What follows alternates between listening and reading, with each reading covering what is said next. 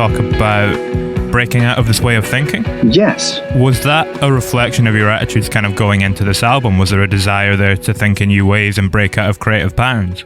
Definitely. I mean, I set myself a trap. I did it on purpose to myself, which was when I was doing the last record, which was the kind of compilation E best of thing, in all the press. So anyone that would listen, I told that the next record would sound different. And then because I'd told everyone that, I really had to follow through because I couldn't. I basically did it so I had no choice. Because obviously I've been doing what I do for a long time, and it's quite easy to just be like, what do I sound like? I sound like this, so let's just do that. It's easy because I've been doing it for years. But I purposely wanted to make sure that didn't happen, and that it kind of grew and changed. So the last thing was very much a line in the sand for me, because it was a straight thought process. Up to kind of hit the ground running was when I feel like I found my feet in the studio and really like got to grips with how I wanted things to sound, and then kind of taking that as a basis and expanding it, and not basically just taking off any kind of genre constraints. I did have them, but I don't know if they were real or completely like self-imposed. But I thought that I couldn't do something like Sinking Sand, the first track, because it's just too far down a different road. It's very Black Keysy. Kind of got a cozy stomp to it. Yeah, it's so much fun, especially like live. It's huge. I'm building my rig for the next tour now, and it's loud. It's loud, and because I think what I've done in the past was I was actually doing things that were so complicated that no one knew what I was doing. And I think when less than 2% of the audience understands what's going on, it's probably a waste of time. And I spent months working out how to do this stuff. Yeah, I just crossed the line. There's actually a musician friend who I'd seen out the front of loads of gigs, watched me from side of stage, and came up after and was like, I had no idea what you were doing. I mean, I didn't really think about it. I just enjoyed it. But I thought there were backing tracks. I thought there was all this stuff going on. I didn't realize you were manually doing everything at the same time. But no one knew. No one cared, is more importantly. And I think it did. There was so much physical mathematics involved. I feel like it must have detracted from the performance, especially vocally, because you can't connect with all of your limbs and fully commit to the vocal at the same time. You're having to kind of put things on autopilot. So I'm taking a slightly different route involving loads more equipment. And to be honest, a lot more noise. It's going to be a lot louder and should be, I think I can sit back a lot more and actually focus on connecting with people and performing songs as opposed to doing stuff that's so complicated that no one even knows what the fuck I'm doing. I'm really looking forward to it. It's going to be fun. But Sinking Sand, it was definitely a stylistic shift. I feel like there's quite a few on this. There's definitely loads of stuff on this record that couldn't be on any other record I made. Sinking Sand doesn't fit anywhere else. There's a few tracks which are kind of closer, but I still think production-wise, it's much more advanced. I actually really realized I was just kind of topping and tailing what I did yesterday. I just suddenly realized quite how much I'd learned in the last solid 2 years in the studio, because I was kind of just flying around editing stuff, and then I hit play and it was just finished. And I was like, that would not have been possible. But it has been, I have gone deep. I've been going to bed with manuals. I mean, I learned how to play instruments better instead of getting other people to come in and play them. It's partly because there was one commodity that I had this time around that I've actually never had before. And that's time. Most valuable commodity of all. Yeah, it's mental. But it's like everything else I've ever done, I've been like, when does this need to be finished? And they've said, well, it was supposed to be done 4 weeks ago, so can you get a fucking move on? But this time I was like, when does this need to be finished? They're like, it doesn't really. We're not even sure why you're finishing it. Like, what's the point? The world's shut. So it was, I got to really dig into all kinds of production stuff that I've always kind of wanted to get more into, but because of the time constraints, it's been much quicker to get someone in to do something. So I've always had like an engineer come in and help me record stuff so I can focus on the performance aspect of things. But instead, I just spent ages setting up everything so it worked. and then waited for a day that was clear to actually do the stuff I wanted to do. And then with drums and bass, I feel like I learned to play drums. Like I played a bit of drums before, but I haven't really done that much. But then digging in for this record, I'd spent weeks just playing drums and then weeks just playing bass. And it's been, totally different thing. And then with the kind of movement of the album and the kind of bold colors they came out of the name, really. As soon as the title Interference of Light came in, I actually liked what it sounded like before I'd done the research to really knew what it meant. And it's to do with when light hits oil or bubbles, and it's those kind of swirly, kind of rainbowish colors, but there's less of them. It's like kind of like when you see oil on the side of the road. Yeah, it's that kind of swirly flashes of bright color, and that for me, I just found kind of fascinating, but also I wanted it to be represented in the music. So there's quite a few quite bold color strokes of like instrumentational things that are just on one track and then never come back, which is the polar opposite of what I've done before. Because there was one album, maybe two albums, where I limited myself to kind of characters. I was like, so I'm playing guitar, this guy's playing bass. He doesn't necessarily exist, but it was just like the vibe that I wanted. And then there's this kind of drum vibe, and there's these kind of backing vocalists, and then I'm allowed like one extra sound that's kind of subtly tucked in just to make every track a bit different. And I've done that in the past, but with this, I was kind of genre-wise and instrumentation-wise, I was just so let's take like the brass on Riding High. It's just a bright kind of paintbrush stroke that is just there and nowhere else. The same with the choir at the end of Killing Time. There's a completely different kind of vibe and thing to A, anything I've done before, and B, anything that I've done with my voice. I was really kind of doing like an ELO. I mean, I did film myself doing it. I need to find the footage because it was hilarious, because I was basically singing like an old lady, like an old opera singing lady. I really, really got into the character.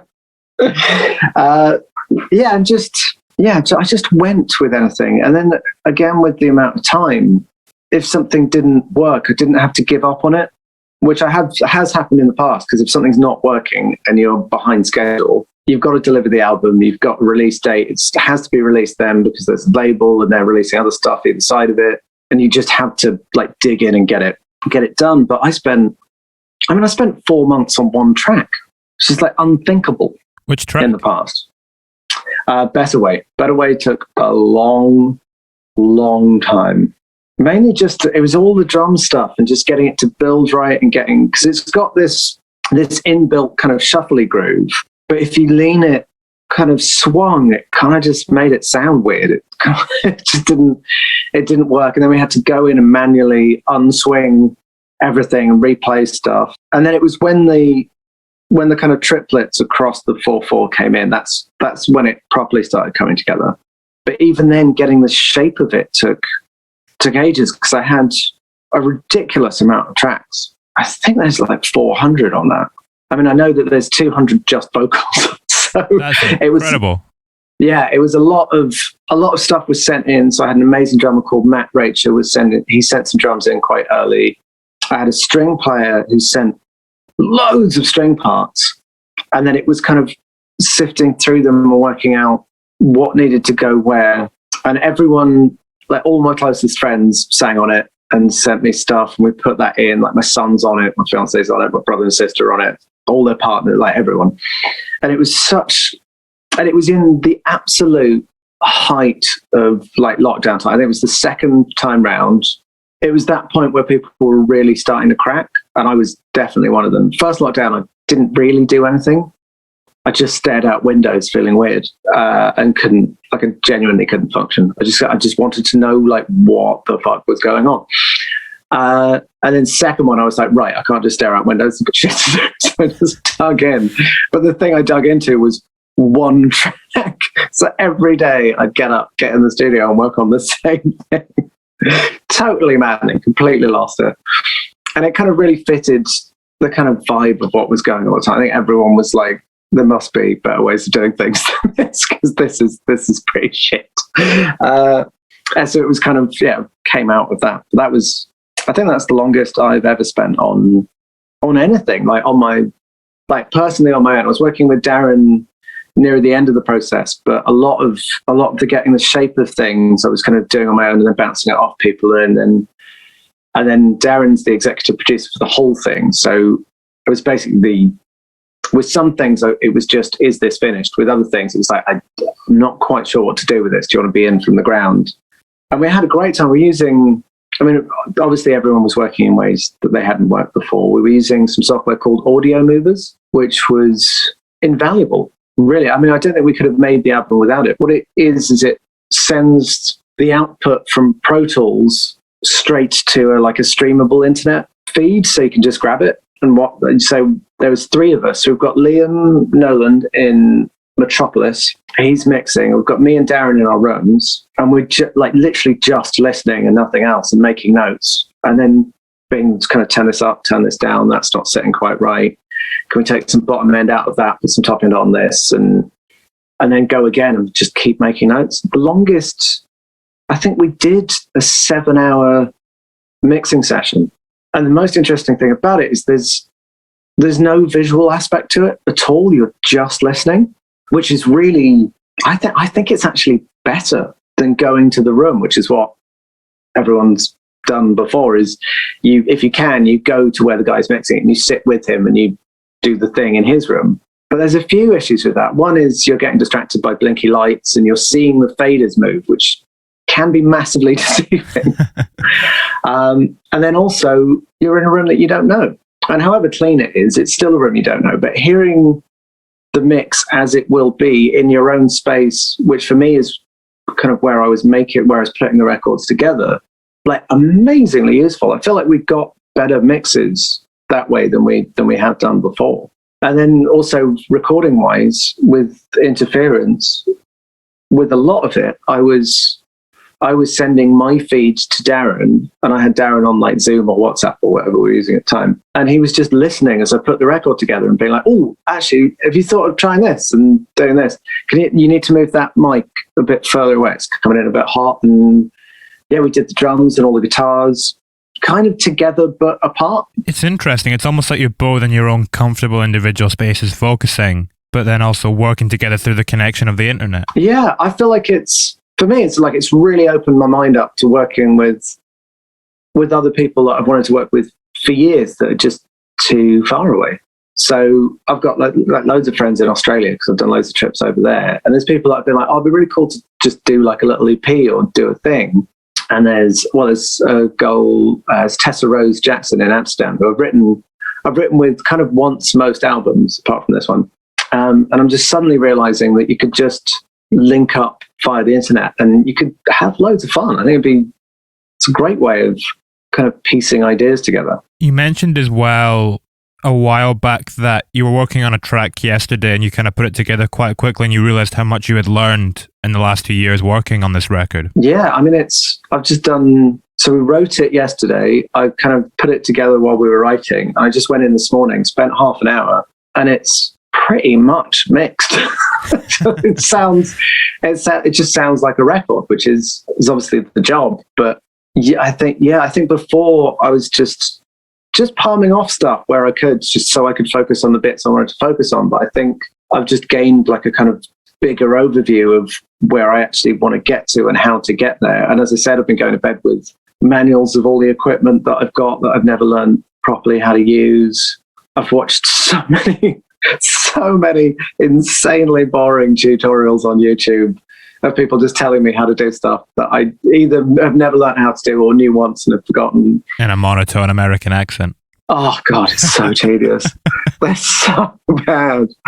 I don't know which annoy me more. There is the monotone American, and then there's the super English nerd who's like, if you take the 4972 E59 and then if you flipped the polarity, something genuinely amazing happens. And you're like, oh my God, why are you so boring? And yeah, I've done a lot of that.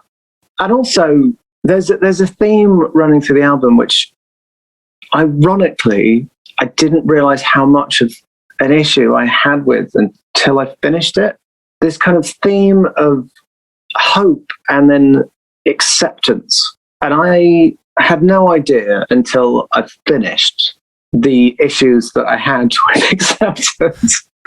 Because to be honest, I totally broke when I finished the record. It was bad. I had a bad time because I got to the end, and I think what I'd done is I'd built loads of internal structures, housing loads of stuff. Because I kind of went from fairly like major life-changing disaster, and I had a few of those in a row. And there was one big thing that had been going on for years and years, which got sorted out in January and kind of finalized and was like finally okay. And then I was in lockdown, and then some horrible things happened like in a row. And that's all while I was making the record. And I think I just housed all this stuff in like little boxes that were locked and in like lead rooms in my brain, and just put it all to one side. I was like, I can't deal with that now because I'm working. So I'm just going to keep working. And it's kind of what you do when you go on tour. Like on tour, you don't let anything else in. You're kind of just like you've just got one job. It's quite single-minded. And then as soon as I finished, I just broke, completely crumbled, as if all of it had only just happened. And it's only after kind of rebuilding a lot of my internal structures from the ground up in my brain that I've actually realized why I was singing about all the stuff. And it's that classic thing of the advice that you give to others that is the advice that you need to hear and just don't do. And I've done it the whole record. I've been wanging on about acceptance while kind of thinking quite naively that I was doing it, until I realized that the reason I was singing about it so much is because it's the one thing that I really, really needed to do, which is strange. It's been a strange old journey. Does that give the record a certain tension in some aspects? Yeah, definitely. I mean, I don't think it's been an easy time for anyone. I tried not to write a lockdown record for many reasons. One is that it's a finite. So if I write just about this thing that everyone's going through, I don't think it's something people are going to want to revisit on a regular basis. So I was kind of, everything was written for coming out of it and getting through it and out the other side. Also, a lot of stuff about love, which I've always shied away from a bit before, just because it's just sometimes it's just too obvious. But then I proposed to my then girlfriend during lockdown, and I mean, there's nothing makes you realize who you get on with more than being locked in a house with someone and having an amazing time. Like, we had loads of fun, and did loads of stupid stuff, and it was always like, obviously there were ups and downs for both of us. It's not been an easy time for anyone. I think everyone's had to kind of massively reevaluate stuff. I had done a huge amount of work, as I've said. And it's so hard to explain why I chose this album to write more about that than any other real subject, because we've been together for quite a long time, and I think it just hit me quite how good I had it and how amazing the relationship was, and I kind of couldn't help but sing about it. It's life affirming. Yeah, it really is. It's interesting as well because it sounds like, we've spoken about growth a couple times, but it sounds like you had a lot of technical growth in terms of where you were at with your music throughout making the record, but then after you finished it, that was when all the personal growth occurred. Yeah, I mean, I learned so much, mate. I learned more making this record than anything else I've ever done, because I couldn't be lazy, and I worked in a state of like obsessive, borderline insanity, kind of in at 6 o'clock in the morning. I love working early. Early is my favorite time to work because no one rings you and no one bothers you. And it's like your own private thing that you can do. And you've got like a good few hours before anyone else wakes up and wants you to do anything. And I love that time. I take advantage of that. Can it be tough in the winter though, when it's kind of so dark and it can be a little bit dreary? I kind of quite like it. It's that old, relatively misguided, romantic notion of the kind of struggling artists, like mild self-sabotage, but not taking it too far. But It's almost like that, like the pain is good. Like if I can force myself to get out of bed at like 5:30 and come in the studio in my dressing gown and sit down and just get straight on with stuff. I always do things that I don't think I'd do at any other time. It's like my creative brain has woken up, but my fear is still fast asleep. And I'm just really brave at that time. And then come like kind of 9, 10, like my fear is awake, and there's like all these other realizations and all these other kind of pressures, and a lot of that stuff that I really tried to shelve for this album. So a lot of my perceptions of who the artist I am sounds like, and not just sticking to that, because it is, I mean, obviously there's parameters that are kind of there because they are my background, my personality, the music I grew up listening to. There's all that stuff has kind of built a thing, but I feel like it got hyper focused over the last kind of 5-6 years, and it felt amazing to kind of open it up a bit more and actually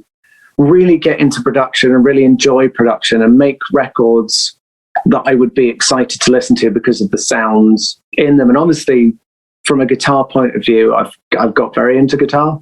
I didn't keep that a secret, and I love playing. And I'm definitely about to enter another time period of really trying to push my playing up a level, because I set myself a challenge when I was about 19, which was to keep 3 things on the same level, which was I wanted my playing to be on the same kind of technical level as my singing, and the writing to always be on the same level as both, just because I couldn't think of many people that had done it.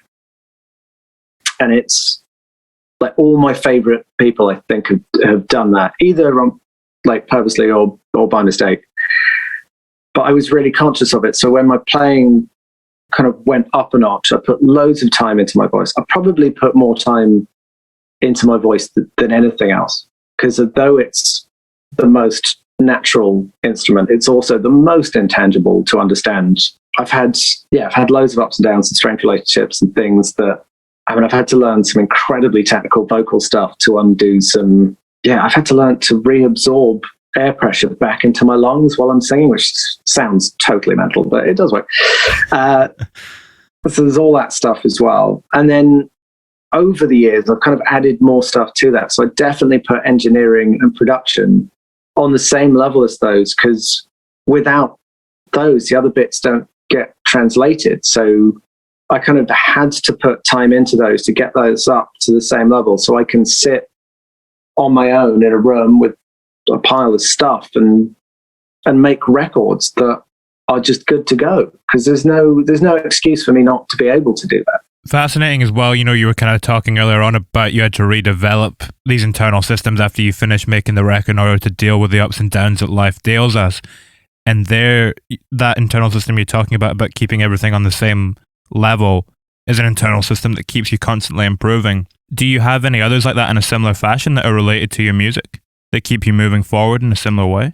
I mean, I purposely do, I write things that I can't do or can't sing or can't play. Just being cruel to yourself. Yeah, it forces me to get better. I mean, I did take, there's a song on this record called Back that I took to my vocal coach. And as soon as it came in, she was like, what are you doing up there? It like comes in on like a stupid note. Like it's like a top F or something. I think it's top F sharp. I could just, like, the first note is stupidly high. And she was like, are you going to move this down for live? I was like, yeah, probably. It's not even physically. I don't know how I did it when I recorded it. It just is, I just got to, I've never developed kind of writing systems. I hate the idea of just doing the same thing every time. And I like kind of limiting myself. I like writing on, like I've done quite a lot of writing on toy guitars or guitars that are really hard to play. And it's kind of that, I guess the equivalent in art would be I can't remember who it was, but the guy that did the painting with matchsticks, because it was so hard to make a mark that it made him really think about every single mark that he made. And I like that kind of, that limitation. Like sometimes I write just with one string, or like the bass pedals I find quite interesting. So you can sit there with a pad and play things with your feet. And I've written a few things like that.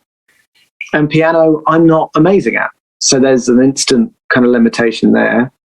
Guitar-wise, it's keeping things kind of fluid and moving, but it is very easy to get caught up in being able to do fast, clever, technical things. But that's not always music. Music isn't about being clever. Sometimes you can do that and get the other bit right as well, but the other bit is communicating ideas. And if you're not doing that, then there's absolutely no point in doing anything else. And if you don't have anything to say, then it doesn't matter how many artificial harmonics you put in a song, people aren't going to want to listen to it. And it's very, like, in an interview the other day, I talked a lot about Eric Roach, the guy that taught me guitar. He was an amazing guitarist, but it was his kind of attitude to music itself, because obviously he had a huge amount of technical ability, but his main thing was like, if you're not saying anything with it, then there's no point. And I've really held on to that. Is that the first question you ask yourself when you're working on a song? What do I want to say with this? What am I trying to say with this? Yeah, definitely. I think, it has to be. Actually, ironically, it was a Barry Manilow interview that I read a bit of the other day. It was just talking about songwriting. And it was like, so does the music or the lyrics come first? And he was like, no, the idea comes first. And I was like, actually, that's pretty bang on. So good on you, Manilow. And I think it has to, because as technical as anything can be, like production can be amazing. You can make, the amount of stuff I can do with the room I'm sitting in, I can do literally any genre of music. I can make any noise in the world. I've got access to endless things via things like Splice, where you can find endless samples. I've got like Moogs and like all kinds of stringed instruments from all over the world. It can do anything. It's a completely, like, totally blank piece of paper, but it has to communicate, because if you're not communicating, it's not music, because that's what music is. It's not about, and I've been a hyper technical guitarist, and I've really dug into that, and I can do that. But the things that I love playing are the things that make people feel something, and that is the job. How has the way that you go about thinking about communicating ideas in your music developed with time?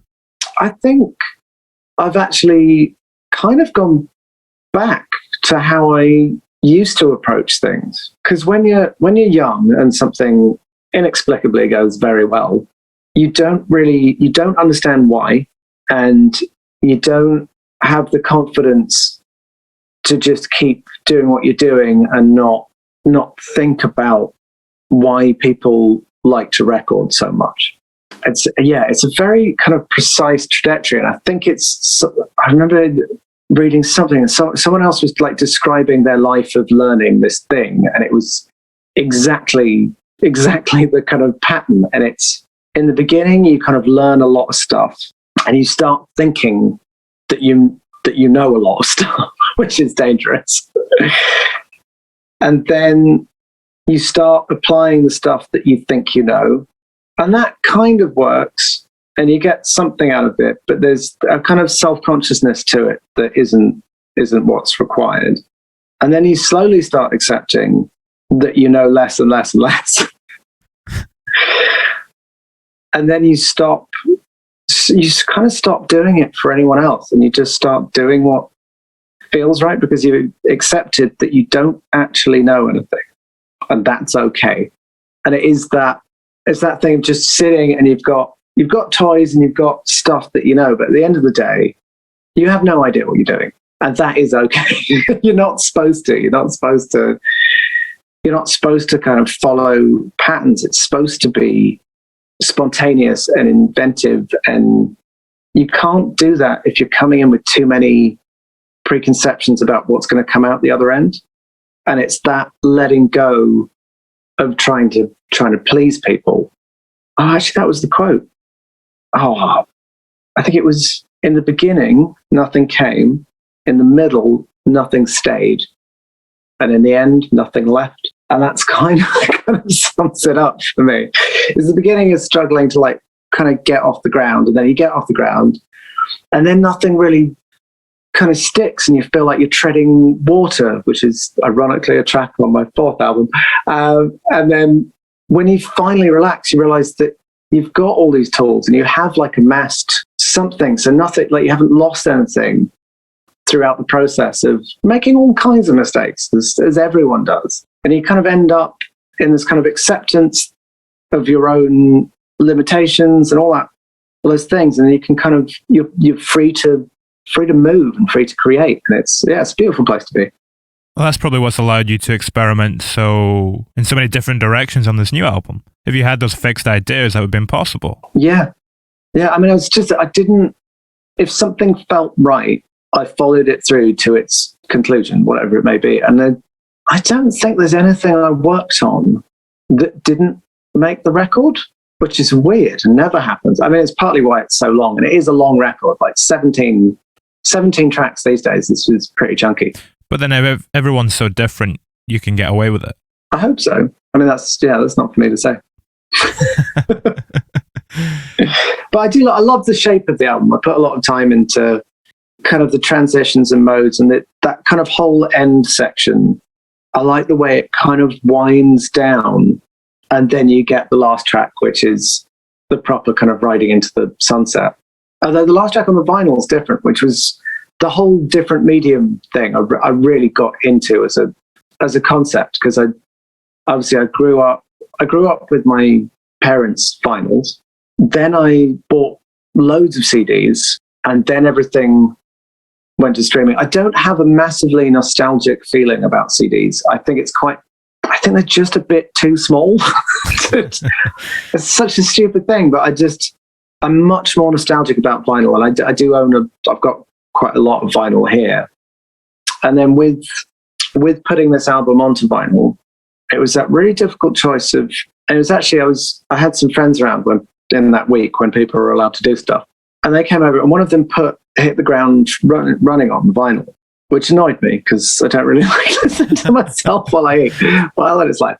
But one thing that I realized is that the way that people listen to vinyl now is it's very much like a shared experience. It's like a dinner party thing. It's when people are around, or it's when it's the end of the day, you want to stick a record on and chill out. And having 3 tracks on a side is just awful for that. Because I literally took, I had a sip of my drink, I had 2 mouthfuls of food, and then I had to get up and flip it. And then before I'd finished the next mouthful, I had to get up and flip it and change record again. And I just felt like it wasn't right for that format, for that medium anymore. So when we were talking about doing the vinyl for this record, I was like, is there a world where we could curate this album into something that works for vinyl? So like a special vinyl playlist, which is just there and nowhere else.